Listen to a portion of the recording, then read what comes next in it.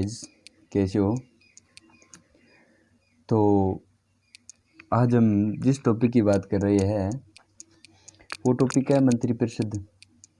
यह ऐसा टॉपिक है जो कंपटीशन क्लासेज होती है, कंपटीशन एग्ज़ाम होती है, उनमें भी काम आता है, उन्हीं के लिए भी इम्पोर्टेंट है। साथ में ही कॉलेज जो बीए कर रहा है उसकी सेकेंड ईयर और बीए बीएड या इंटीग्रेटेड में है उसके भी सेकेंड ईयर में ये मंत्रिपरिषद का टॉपिक स्पेशल अलग लगता है। तो 12th क्लास के लिए भी उपयोग में है और बीए जो कर रहा है उस सेकेंड ईयर उसके लिए भी उपयोगी है और बीए बीएड है उसी के लिए उपयोगी है। और साथ में ही जो कंपटीशन की तैयारी कर रहा है उन्हीं के लिए भी ये उपयोगी है। तो अपना टॉपिक आज कौन सा है? मंत्रिपरिषद।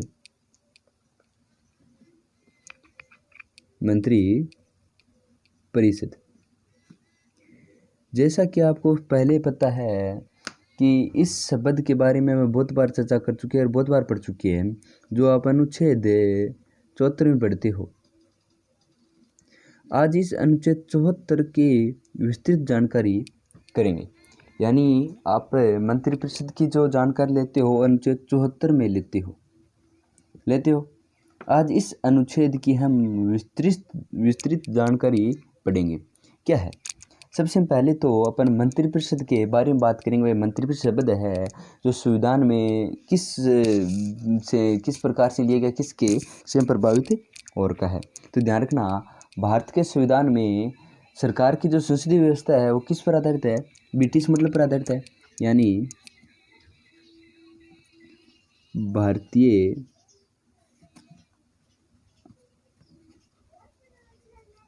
संविधान में जो संसदीय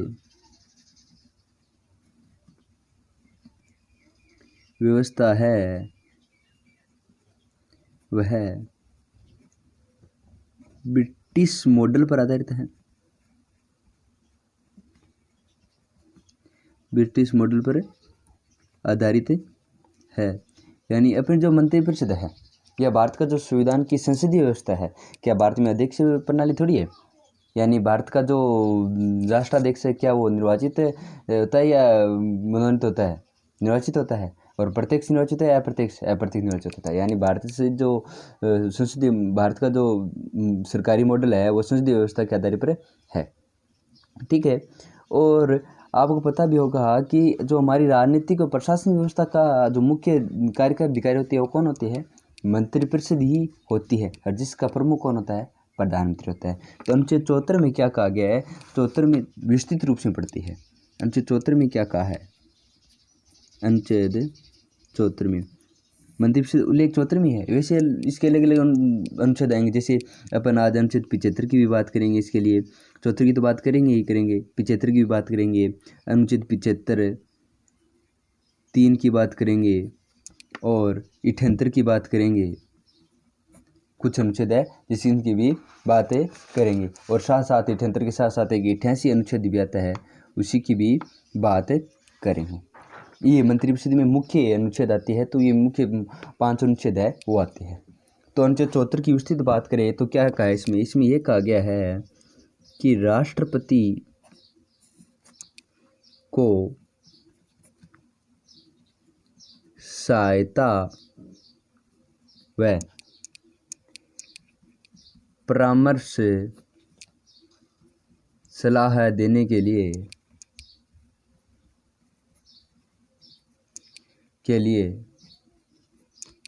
मंत्री होगा। सलाह देने के लिए मंत्री होगा जिसका प्रमुख कौन होता है? पीएम होता है। ये बात हम पहले कर चुके हैं, पीएम होता है। ठीक है। याद रखना कि राष्ट्रीय मंत्रिपरिषद के परामर्श के अनुसार ही कार्य करेगा। ये बात भी इसमें है। यानी राष्ट्रीय मंत्रिपरिषद के परामर्श के अनुसार ही कार्य करेगा। दूसरी बात क्या है? जो राष्ट्रपति होता है, राष्ट्रपति मंत्री परिषद के परामर्श के अनुसार ही कार्य करेगा, ना कि अपनी मनमर्जी से कार्य करेगा। हाँ, ये हो सकता है कि राष्ट्रपति मंत्रिपरिषद के द्वारा दी गई सलाह को एक बार वापस पुनः विचार के लिए भेज सकता है कि आपकी जो सलाह दी, आपने जो सलाह दी है वो सलाह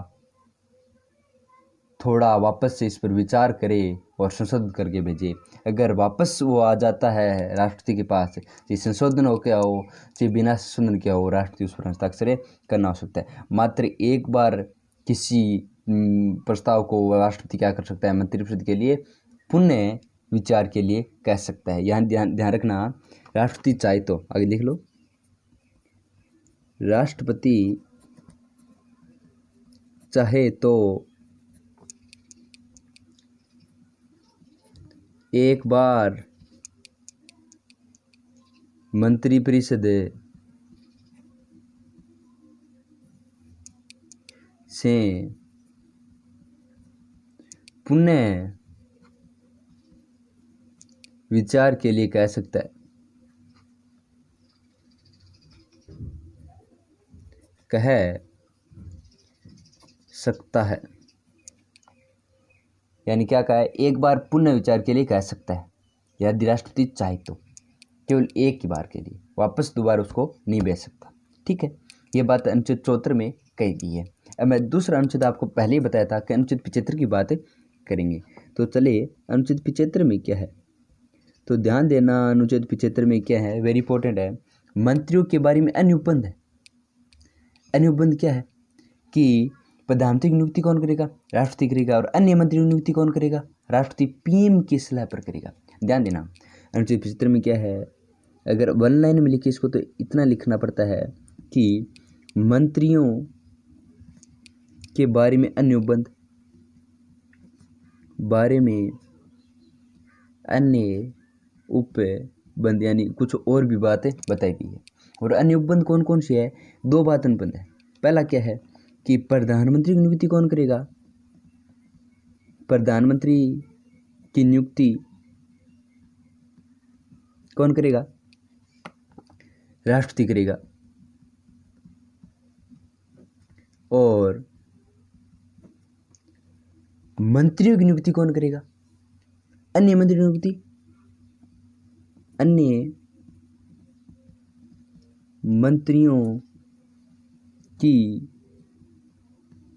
नियुक्ति पीएम की सलाह पर या पीएम की, प्रधानमंत्री की परामर्श पर राष्ट्रपति करेगा, राष्ट्रपति करेगा। ठीक है, अनुच्छेद 75 में क्या है, अनुच्छेद 75 में यह है कि प्रधानमंत्री की नियुक्ति तो राष्ट्रपति करेगा, जबकि अन्य मंत्रियों की नियुक्ति प्रधानमंत्री की सलाह पर कौन करेगा, राष्ट्रपति करेगा। अब मैंने आपको एक अनुच्छेद 75 3 लिखाया था, वेरी इंपॉर्टेंट, 12th क्लास के लिए वेरी इंपॉर्टेंट अनुच्छेद 75 3 है। ध्यान देना इसमें क्या है, अनुच्छेद 75 3, यानी अनुच्छेद 75 में तीन अनुच्छेद है, 75 1 2 3, अनुच्छेद 75 3, मंत्रिपरिषद लोकसभा के प्रति उत्तरदायी होती है। सामूहिक रूप से लोकसभा, देखो ध्यान दो, जो मंत्रिपरिषद होती है, जो मंत्री होती है ना, वो सामूहिक रूप से तो लोकसभा के प्रति उत्तरदायी होती है या संसद के प्रति उत्तरदायी मान लो, और जो व्यक्तिगत रूप से उत्तरदायी होती है वो किसके प्रति उत्तरदायी होती है, राष्ट्रपति के प्रति उत्तरदायी होती है। तो ध्यान दो क्या है, मंत्रिपरिषद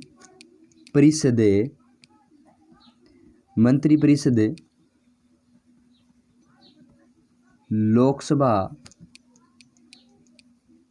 के प्रति उत्तरदायी होती है। संविधान में कहा गया है, देखो ध्यान दो, वेरी इंपॉर्टेंट है, यहाँ पर हमारे संविधान में कहा गया है कि एक मंत्री तैरता है तो दूसरा डूबता है, दूसरा डूबता है। ये जो विशेषता है ना, एक मंत्री तैरता है और दूसरा डूबता है, ये जो एक मंत्री तैरता है और दूसरा डूबता है, ये विशेषता अपने किसने ली है? ब्रिटेन के संविधान से ली है, ब्रिटेन के संविधान से ली। ठीक है, और इसमें क्या कहा गया? अब अपन बात करें कि जो इसने बात की है ना, मंत्री लोकसभा प्रतिनिधित्व होती है और हमारे संविधान में कहा गया है एक मंत्री तैरता है दूसरा डूबता है। तो एक यहाँ पर मैं एक नोट लिखा रहा हूँ क्यों मैंने मंत्री लोकसभा प्रतिनिधित्व की है। तो एक बात बता रहा हूँ आपको कि जो मंत्रियों की जो फिक्स किए हुए कितने मंत्री, यानी मंत्रियों के आकार, यहाँ जो अपना है मंत्री परिषद आकार कितना है? मंत्री परिषद का आकार, तो ध्यान देना, प्रधानमंत्री सहित मंत्रियों की सदस्य संख्या कुल कितनी होती है? देखो ध्यान देना, पीएम सहित मंत्रियों की कुल सदस्य संख्या, मंत्रियों की सदस्यों की कुल संख्या लोकसभा के 15% से अधिक नहीं होती, 15% से अधिक नहीं होती है। पीएम सहित मंत्रियों की कुल संख्या लोकसभा के 15% से अधिक नहीं होती। ध्यान रखना, पीएम सहित मंत्रियों की कुल संख्या लोकसभा के 15% से अधिक, लोकसभा सदस्य संख्या ना उनके 15% से अधिक नहीं होती। ये बंद कब किया गया था? एक संविधान शोधन आया था, 51वां संविधान शोधन। कब हुआ था? 51वां संविधान शोधन हुआ था,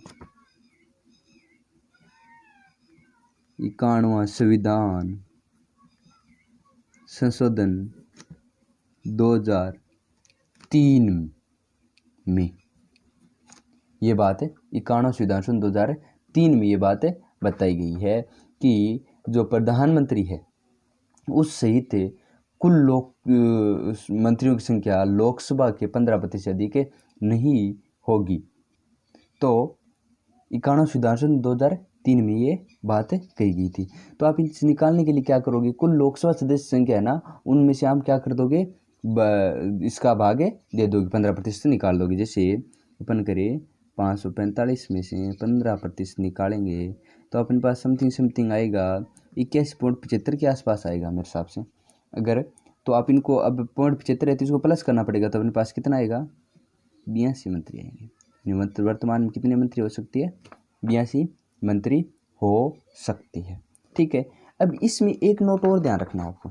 एक नोट और क्या है? वो नोट इसमें ये है कि जो मंत्री होता है ना, कोई मंत्री, ध्यान रखना, मंत्री कोई भी बन सकता है, वो सदस्य संसद का सदस्य हो या नहीं हो, परंतु उसके लिए एक क्या है? योग्यता है। वो योग्यता ये है कि कोई मंत्री जो निरंतर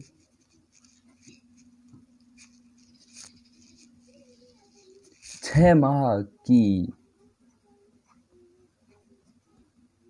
किसी अवधि तक संसद के किसी सदन का सदस्य नहीं है,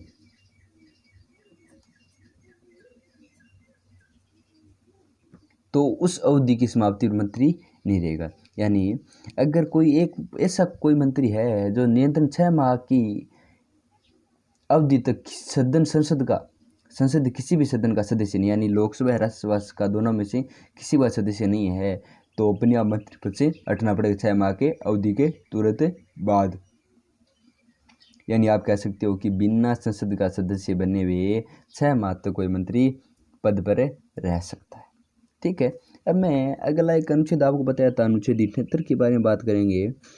तो जब अपन राष्ट्रपति पढ़ रहे थे उसी टाइम बात की थी मैंने अनुच्छेद 78 यानी कि बीच की कड़ी के बारे में बात की, छोटी सी थोड़ा सा बताया था मैंने कि अनुच्छेद 78 और राष्ट्रपति और प्रधानमंत्री क्या मंत्रिपरिषद के बीच प्रधानमंत्री क्या होता है, कड़ी का कार्य करता है। तो इसमें क्या है, पीएम का कर्तव्य। 1 लाइन में लिखे तो ये लिखा जाएगा पीएम का कर्तव्य। अब पीएम का कर्तव्य क्या है वो सुनो। पीएम का कर्तव्य क्या है, प्रधानमंत्री का कर्तव्य होगा कि वह राष्ट्रपति को संघ के प्रशासन से संबंधित, ध्यान देना, पर पीएम का ये कर्तव्य होगा कि वह राष्ट्रपति को संघ के प्रशासन से संबंधित मामले के बारे में मंत्रिपरिषद के द्वारा लिए गए निर्णय तथा विधेयक के प्रस्ताव के बारे में सूचित करे। यानी प्रधानमंत्री क्या करेगा, जब भी कोई मंत्रिपरिषद है वो ये निर्णय लेगी कि इस बार अपन इस प्रकार से कार्य करेंगे, तो राष्ट्रपति के पास क्या करेगा, प्रधानमंत्री उसकी अनुशंसा बताएगा, अनुशंसा करेगा, उसको बताएगा कि भाई केंद्रीय प्रशासन है, उनकी मंत्रिपरिषद ने यह निर्णय लिया है कि इस बार अपन इस प्रकार से कार्य करेंगे। कोई भी विधेयक के बारे में हो, कोई प्रस्ताव के बारे में हो, कोई मामले के बारे में हो, किस प्रकार के बारे में, वो क्या करेगा, प्रधानमंत्री राष्ट्रपति को बताएगा। फिर क्या करेगा, राष्ट्रपति चाहे तो किसी भी मामले पर, जिसमें कोई मान लो कोई बार ऐसा भी हो जाता है कि कोई मंत्री विधेयक लेके आता है, कोई मंत्री विधेयक लेके आ जाता है, और जैसे मान लोकसभा को एक मंत्री उसने विधेयक लेके आ गया, परंतु किसी मंत्रिपरिषद ने उसका संज्ञान नहीं लिया, ना उसको पेश करने दिया, ना उसको आगे बढ़ाने दिया, तो राष्ट्रपति चाहे तो उस विधेयक को आगे बढ़ाने की बात कह सकते हैं कि इस विधेयक को आगे भेजा जाए, इस विधेयक को मंत्रिपरिषद के विचार के लिए भेजा जाए, ये राष्ट्रपति कह सकते हैं। तो इसमें पीएम का कर्तव्य क्या है, प्रधानमंत्री का कर्तव्य है कि प्रधानमंत्री राष्ट्रपति को संघ के प्रशासन की जो भी बातें हैं वो सब बातें प्रधानमंत्री राष्ट्रपति को बताएगा। मंत्रिपरिषद से संबंधित है, जैसे कोई प्रस्ताव के बारे में हो गया, कोई निर्णय के बारे में हो गया, उस सब बारे में बताएगा। तो लिखो, प्रधानमंत्री का कर्तव्य होगा कि वह राष्ट्रपति को संघ के प्रशासन से संबंधित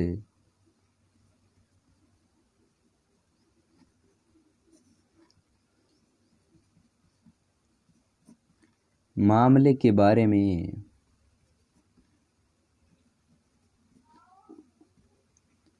मंत्रिपरिषद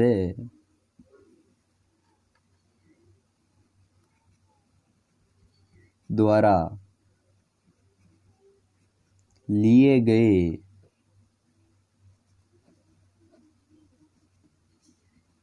निर्णयों तथा विधेयक के प्रस्तावों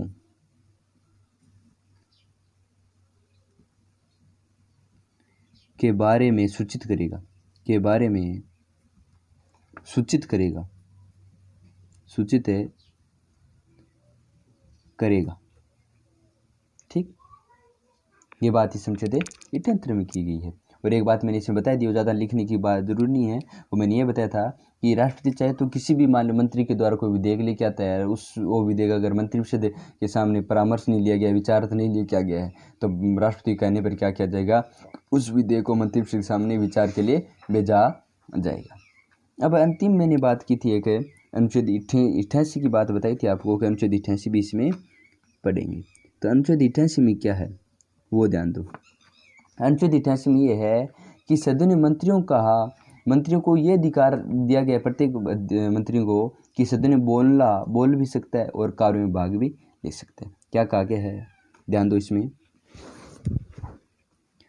सदन में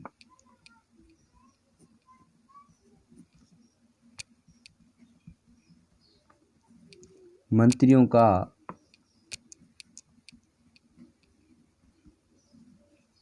अधिकार है कि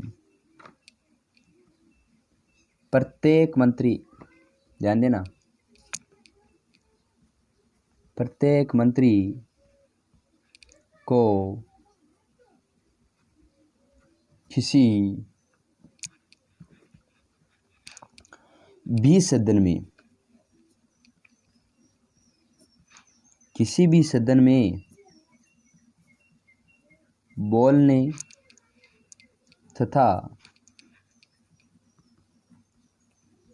कार्यवाही में भाग लेना होगा या ले सकता है। ध्यान देना, मान लो कोई राज्यसभा का सदस्य है तो राज्यसभा में तो भाग ले भी सकता है, बोल भी सकता है, वोट भी कर सकता है, मत भी दे सकता है। राज्यसभा का सदस्य राज्यसभा में बरतेगा, परंतु राज्यसभा का सदस्य अगर लोकसभा में बोलता है और कार्य में भाग लेता है तो लोकसभा में मत नहीं दे सकता। यानी कहने का मतलब इसमें यह है कि मंत्री किसी भी सदन में भाग ले सकता है और बोल सकता है, ठीक है, परंतु वोट अपने ही सदन में देगा जिस सदन का वो क्या है, मंत्री है। जैसे लोकसभा का सदस्य है, सदस्य है तो लोकसभा में मत देगा, राज्यसभा का सदस्य है तो राज्यसभा में मत देगा। ध्यान रखना कि अगर कोई संयुक्त बैठक, दोनों सदनों में संयुक्त बैठक होती है तो संसदीय समिति जिस मान लो सदस्य बनाया गया है भाग लेगा और अधिकार भी देगा और मत भी देने का अधिकार, ठीक है। ये बात इसमें अलग आती है। ध्यान रखना कि हर मंत्री अपने ही मंत्री, ये नोट लिख लो, याद रखा अच्छा आपको, नोट लिखो इसके लिए। नोट ये है, मत केवल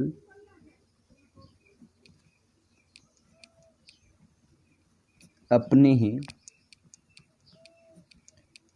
सदन में ही दे सकता है, अर्थात जिस सदन का सदस्य है, ठीक है, केवल अपने में ही दे सकता है। अब मंत्रियों की नियुक्ति के बारे में बात करें। मंत्रियों की नियुक्ति कौन करता है, वो तो भी पहले बता भी चुका हूँ मैं मंत्रियों की नियुक्ति बारे में कि मंत्री नियुक्ति कौन करता है। प्रधानमंत्री की नियुक्ति राष्ट्रपति करता है तथा अन्य मंत्री नियुक्ति पीएम के सलाह पर कौन करता है, राष्ट्रपति करता है। इसका अर्थ ये होता है कि राष्ट्रपति केवल उन्हीं मंत्री नियुक्ति कर सकता है जिनकी सिफारिश पीएम करता है। तो थोड़ा सा बारे में अलग लिख लो, क्या है थोड़ा सा इसमें, मंत्रियों की, वैसे टॉपिक 2-4-5 बार बता चुका हूँ इस बात को मैंने, ये तो आपको याद हो जाना चाहिए। कितनी बार बोल चुका हूँ, बहुत बार बोल चुका हूँ इस बात को मैं। मंत्री नियुक्ति कि प्रधानमंत्री की नियुक्ति पर राष्ट्रपति करता है और अन्य मंत्री नियुक्ति प्रधानमंत्री की सलाह पर राष्ट्रपति करता है, अकेला राष्ट्रपति नहीं कर सकता। और ध्यान रखना कि जो भी बात बताई मैंने कि राष्ट्रपति उन्हीं मंत्री नियुक्ति कर सकता है जिनकी नियुक्ति कौन चाहता हो, प्रधानमंत्री चाहता हो। प्रधानमंत्री कहते हैं उन्हीं की नियुक्ति, अन्य की नियुक्ति नहीं कर सकता। तो इसमें ध्यान रखना, मंत्री नियुक्ति कौन करता है, पीएम की सलाह पर राष्ट्रपति अर्थात राष्ट्रपति उन्हीं मंत्रियों को नियुक्त करता है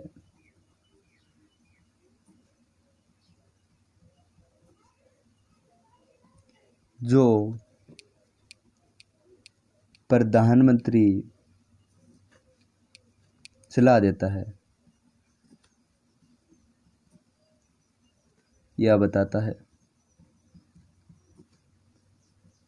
ठीक है। और एक बात इसमें यह भी ध्यान रखना कि मैं बता रहा हूँ कि मंत्री नियुक्ति तो मान लो सामान्यतः क्या होता है, लोकसभा तथा राज्यसभा से ही होती है। राज्य सभा मंत्री है सदस्य, उन्हीं से मंत्रियों की नियुक्ति होती है। परंतु कई बार क्या होता है, कुछ सामान्यतः लोकसभा तथा राज्यसभा से ही मंत्री नियुक्त किया जाता है, परंतु कई बार क्या होता है कि मंत्री नियुक्ति जो लोकसभा राज्यसभा सदस्य नहीं होता है उन्हीं को भी मंत्री बना दिया जाता है। तो फिर क्या होता है, उनके लिए होता है 6 माह के अंदर उस संसद का सदस्य बनना चाहिए, वो मैं पहले ही बता दिया था। ठीक है, अगली बात जो इसमें करें तो मंत्रियों के द्वारा ली जाए शपथ, यानी किसके बारे में बात करेंगे, शपथ। और आप पता भी हो मंत्री शपथ कितने प्रकार लेते हैं, 2 प्रकार की शपथ लेता है। कौन कौन सी लेता है, पद ग्रहण पर राष्ट्रपति क्या करता है, ध्यान दो, मंत्री पद ग्रहण करने से पूर्व राष्ट्रपति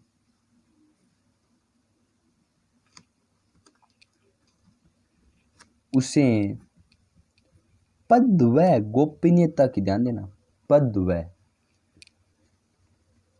गोपनीयता की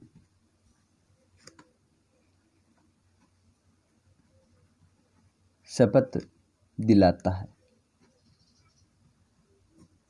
और आज मैं आपको मंत्री पद की शपथ दिलाता हूँ। आज जब मंत्री बना रहे हो, सौभाग्य है कि आज आप लोकसभा का मंत्री बन रहे हो। ठीक है, लोकसभा से मंत्री बन रहे हो आप। देखते हैं, अभी शपथ दिलाता हूँ। और मंत्री पद शपथ लेते हैं तो क्या बोलता है, ध्यान देना, शपथ दिलाता है। और मंत्री क्या बोलता है, मंत्री क्या बोलता है, देखना, मंत्री अपनी शपथ में वह कहता है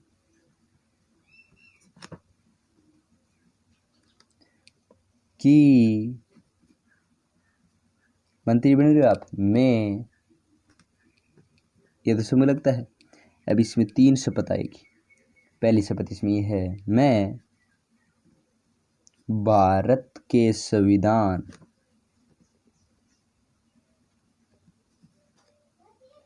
की सच्ची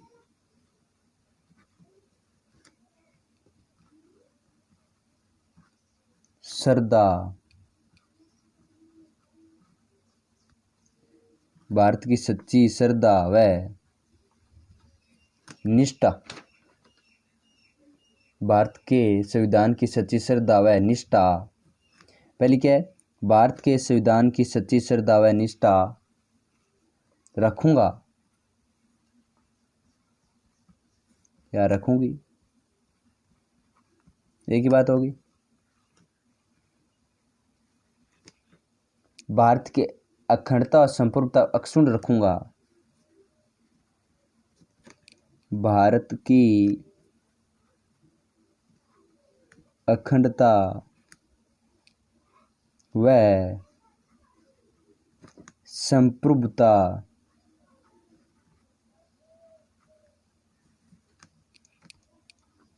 को अक्षुण्ण रखूंगा, को क्या करेगा, अक्षुण्ण रखूंगा।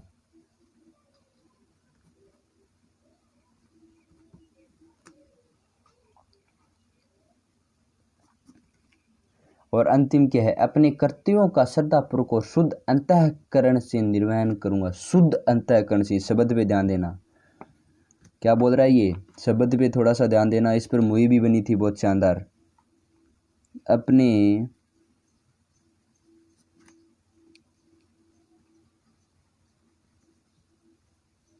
कर्तव्यों का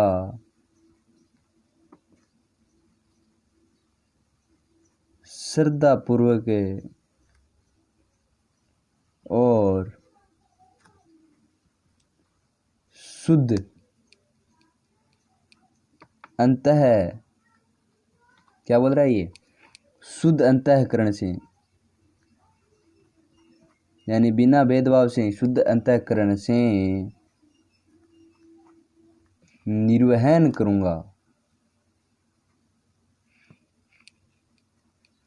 निर्वहन करूंगा। क्या करेगा, अपने कर्तव्यों का श्रद्धापूर्वक और शुद्ध अंतःकरण से निर्वहन करूँगा। अपने कर्तव्यों का श्रद्धापूर्वक शुद्ध अंतःकरण से निर्वहन 3 प्रकार शपथ ले रहे हैं। भारत के संविधान की सच्ची श्रद्धा व निष्ठा रखूँगा। दूसरी, भारत की अखंडता व संप्रभुता को अक्षुण्ण रखूँगा या रखूँगी। अपने कर्तव्यों को श्रद्धापूर्वक और शुद्ध अंतःकरण से निर्वहन करूँगा। ये 3 प्रकार की शपथ लेता है। अब अगला अपन जो बात करें लोकसभा के इस मंत्रियों के बारे में, तो मंत्रियों का उत्तरदायित्व होता है, मैं बात की थी। तो इसमें मंत्रियों का उत्तरदायित्व थोड़ा सा टॉपिक है इसमें कि क्या बताया गया है कि मंत्रियों के उत्तरदायित्व तो ध्यान देना, उत्तरदायित्व में 2 प्रकार उत्तरदायित्व है। मंत्रियों के उत्तरदायित्व में 2 प्रकार उत्तरदायित्व है। कौन कौन सी है?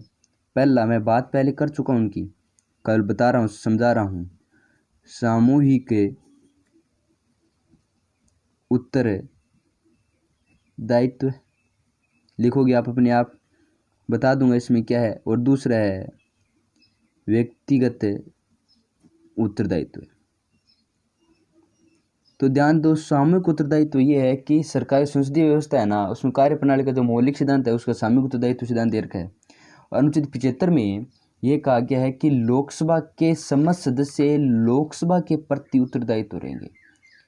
लोकसभा के समस्त सदस्य, लोकसभा मंत्रिपरिषद के समस्त सदस्य संयुक्त जिम्मेदारी होती है, ठीक है। जिसमें क्या है, अगर लोकसभा के मंत्रिपरिषद के विरुद्ध एक अविश्वास प्रस्ताव पारित होता है तो पूरी की पूरी मंत्रिपरिषद भंग हो जाती है।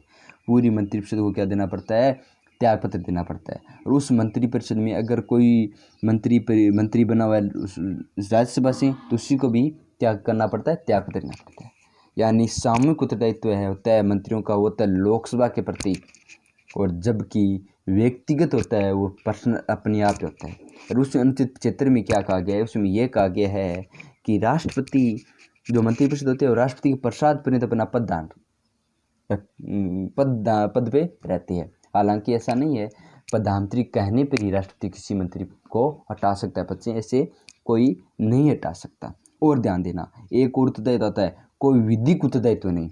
इसका तीसरा और है, वो क्या है? कोई विधिक उत्तरदायित्व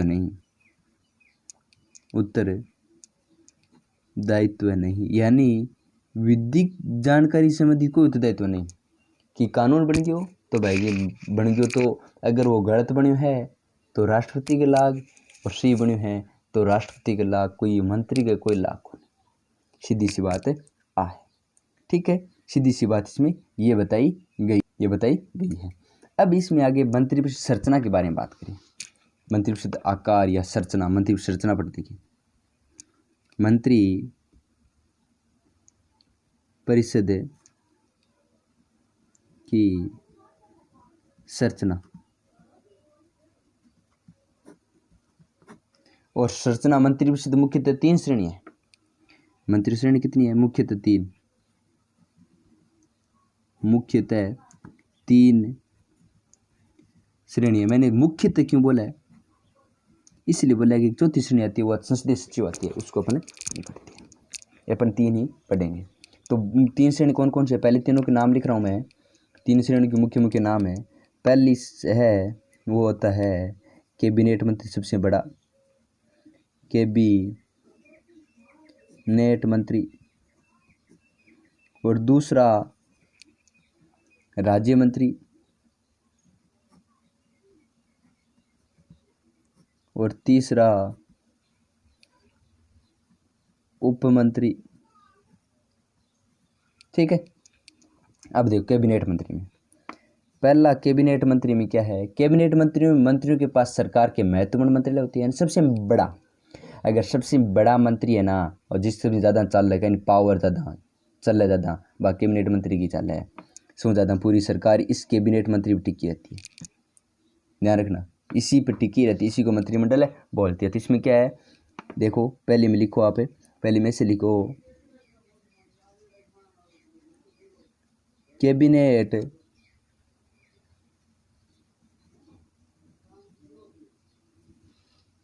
मंत्रियों में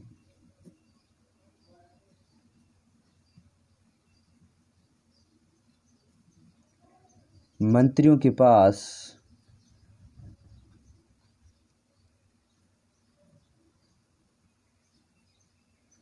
सरकार के महत्वपूर्ण मंत्रालय होते हैं।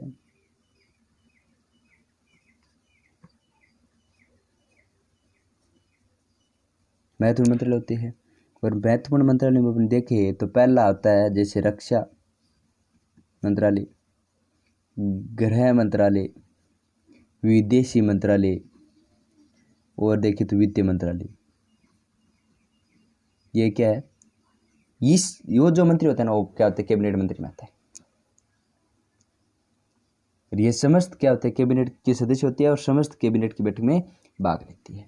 और दूसरा अपन जो लिखे है वो दूसरा क्या लिखा है अपने, राज्य मंत्री लिखा है। और राज्य मंत्री क्या होता है, ये कैबिनेट मंत्री और उप मंत्री के बीच ही खड़ी होता है, यानी कैबिनेट मंत्री को सहयोग प्रदान करती है। ध्यान रखना, वे मंत्री जो कैबिनेट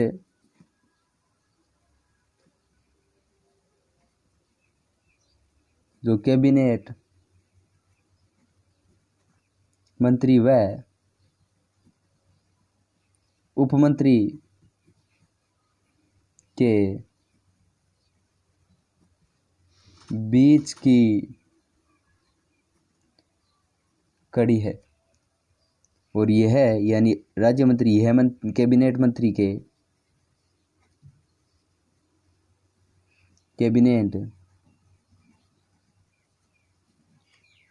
मंत्रियों को सहयोग प्रदान करता है।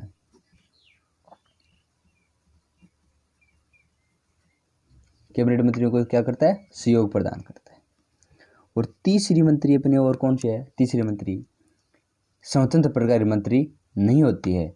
ये क्या होती है, उपमंत्री स्वतंत्र प्रभारी मंत्री नहीं होती। ये कैबिनेट और राज्य मंत्रियों को उनके प्रशासन में राजनीतिक और संसदीय कार्यों में सहायता के लिए नियुक्त किया जाता है। यानी स्वतंत्र कोई भी कार्यालय या कोई भी पद इनके पास स्वतंत्र नहीं होता है, कोई मंत्री इनके पास स्वतंत्र नहीं होता है। ये अन्य जो मंत्री होते हैं उनकी सहायता के लिए क्या करती है, इनको नियुक्त किया जाता है। यानी लिखो इनके बारे में, लिखो, ये लिखो कि ये स्वतंत्र प्रभार के मंत्री नहीं होते, मंत्री नहीं होते हैं। ये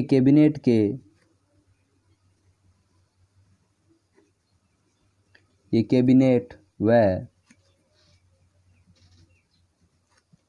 राज्य मंत्री को उनके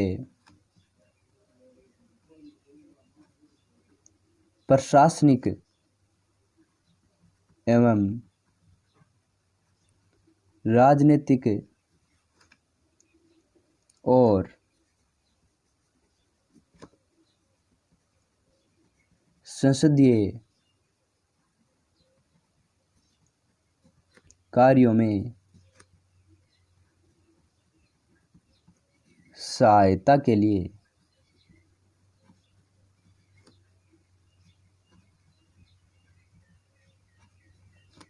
नियुक्ति किया जाता है। ये कैबिनेट के सदस्य नहीं होते, ये कैबिनेट के सदस्य नहीं होते हैं। ये थे अपनी मंत्री परिषद और मंत्रिमंडल। मंत्रिपरिषद आकार बता दिया और कार्यकाल वही होता है, वे सामान्यतः 5 वर्ष होता है मंत्रिपरिषद का कार्यकाल। वैसे अगर प्रधानमंत्री चाहे तो कभी किसी मंत्री चेंज कर सकता है राष्ट्रपति के अनुसार कहेगी। अगर मंत्रिमंडल जाए तो अपने आप सब हट जाती है, वो दिन का आ जाएगा। और विभागों आवंटन होता है वो भी कौन करता है, प्रधानमंत्री करता है। अब एक बात आता है इसमें, कैबिनेट मंत्री आता है यानी मंत्रिमंडल, 2 शब्द आते हैं, एक मंत्रिमंडल आता है एक मंत्रिपरिषद आता है। अपनी चीज में 2 शब्द आती है, एक आता है मंत्रिपरिषद परिषद और दूसरा आता है मंत्रिमंडल। अब इसमें छोटा कौन है बड़ा कौन है? ये तो विस्तृत है, ये छोटी है। यानी मंत्रिमंडल के जो सदस्य होते हैं ना, वो इस मंत्रिपरिषद निकल के आती है, जबकि मंत्रिपरिषद सदस्य मंत्रिमंडल से नहीं निकलते। यानी जो मंत्रिपरिषद के सदस्य है उन सदस्यों में से ही मंत्रिमंडल सदस्य बनती है। यानी बड़ी कौन है? मंत्रिपरिषद, छोटी में इसमें आता है। परंतु कार्यशैली में बात ज़्यादा इसकी मान जाती है, मुख्य बात में होती है। ये क्या होता है? वह क्रीम होती है। यानी अगर आप दही को करते हो, बिलोते हो, तो उसमें क्या होता है? घी निकलता है ना, तो वही घी है, ये वो है मंत्रिपरिषद, क्या है? दही है। इसमें निकल कर मंत्रिमंडल क्या बन गया? घी बन गया। यानी मुख्य बात है इसी के पास आती है। और इन्हीं को क्या मंत्रिमंडल में क्या कहा जाता है? कैबिनेट मंत्री में कहा जाता है। ये थी अपनी मंत्रिपरिषद।